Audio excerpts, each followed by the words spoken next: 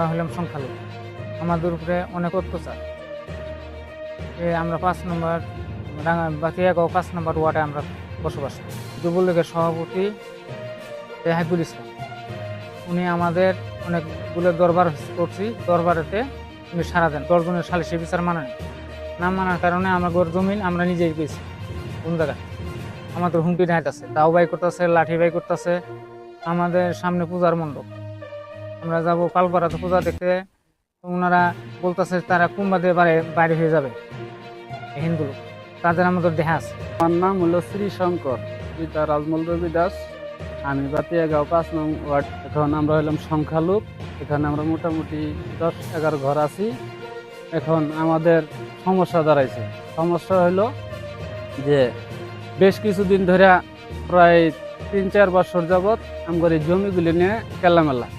আমরা ওই জমির বিষয়ে কথাবার্তা বললে যাদের কাছে আমরা জমি পাবো তারা আমাদের ডাকে সাড়াও দেয় না, কাছেও চাপে না।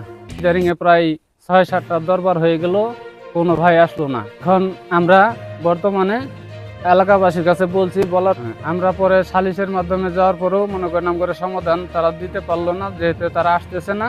এখন আমরা নিজেরাই সিদ্ধান্ত নিয়ে আমরা আমাদের জায়গায় গুন্দা দিছি। গুন্দা দেওয়ার পর থেকে আমাদের মনে করেন যে দাও ফালা নিয়ে বাড়ির থেকে হুমকি দিতেছে, দৌড়াদৌড়ি করতেছে, কেউ ফিরাইতেছে, এই পরিস্থিতি। লোকজন যাইতেছে, তখন আমরা দোকানে যাই। আবার যখন দেখি যে লোকজন আসতেছে তখন তাদের সঙ্গে আমরা আসি, কারণ একলা গেলেই আমাদের দুইটা পিটবো, মারবো, আমরা তো কিছু করতে পারবো না। আমার খুব সমস্যা, আমরা তো থাকতে পারতেছি না। আমরা খুব অধিক ভাইদের জানাইছি, জানানোর পরে তারা আসলো, আসার পরে আমার এই কথাগুলি শুনলো। প্রশাসন যারা আছে, উচ্চ কর্মকর্তা, তারপরে আপনার এমপি সাহেব আছে, তারা যদি আমাদের একটু সহযোগিতা করে তাহলে আমরা একটু হয়তো শান্তিতে বসবাস করতে পারবো।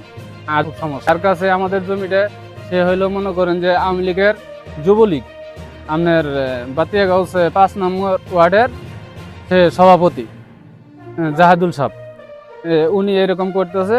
এবং কি ওর পার্শ্ববর্তী 2-4 জন আছে, এদেরকেও লাগাই দিছে। আমাদের দুর্গাপূজা আমরা যে যাবো, এখন আমাদের যাওয়াটাও খুব একটা টাফ ব্যাপার হয়ে গেছে গা। এখন আমরা তো মনে হয় বেরোতে পারবো না, কারণ আমাদের যদি কেউ কোনো প্রশাসন সহযোগিতা না করে তাহলে আমার খুব সমস্যা।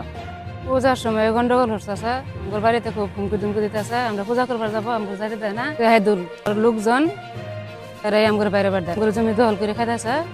আমরা নিতে গেছি, এদের জন্যই আমার বাইরে বার দেন। আমরা নিরহ দিয়ে আমার আটকা দিছে। আমার চাচাতো ভাই এই জমি দেখাইতেছে জাহাদুল, একই অক্ত আমরা ওকে আমি বললাম যে তুমি যে জমিটা নিছো ভাই, এটা অংশী তো ওরা পাবে, অংশীটা অগর অংশীটা দিয়ে দাও।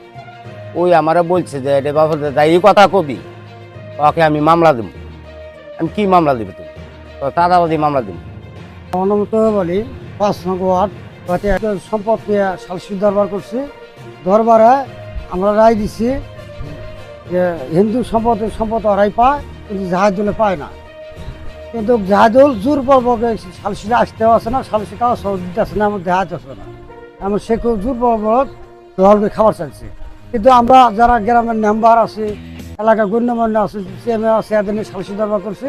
কিন্তু এই জাহাদুল মানুষ বলে গণ্য করে না। কিন্তু একে একে 5টা-6টা দরবার হয়েছে, সে দরবার হাজিরও হয় না, তার কথাবার্তা অন্যরকম। কিন্তু তারা হিন্দু সম্পদের লোক হয়েছে বলে সম্পদ কি তারা পাবো না? তারা কি এই দেশ ছাড়ি যাবো গা না ইন্ডিয়া যাবো গা? তাদের হুমকি, তাদের সম্পদ আমরা দরবার করছি, তার সম্পদ সে তাকে দিতে হবে। আমি বর্তমান 5 নং ওয়ার্ডের মেম্বার, আমাদের কথা মানতে হবে। আমরা মেম্বার, এই এলাকার সালিশি দরবার কারো ঘুষ খাই না, কাঁদা খাই না, কারোর বিরুদ্ধে আচরণ কথাবার্তা করি না। আমরা যা বলি সত্য ঘটনা, সত্য কথা বলি।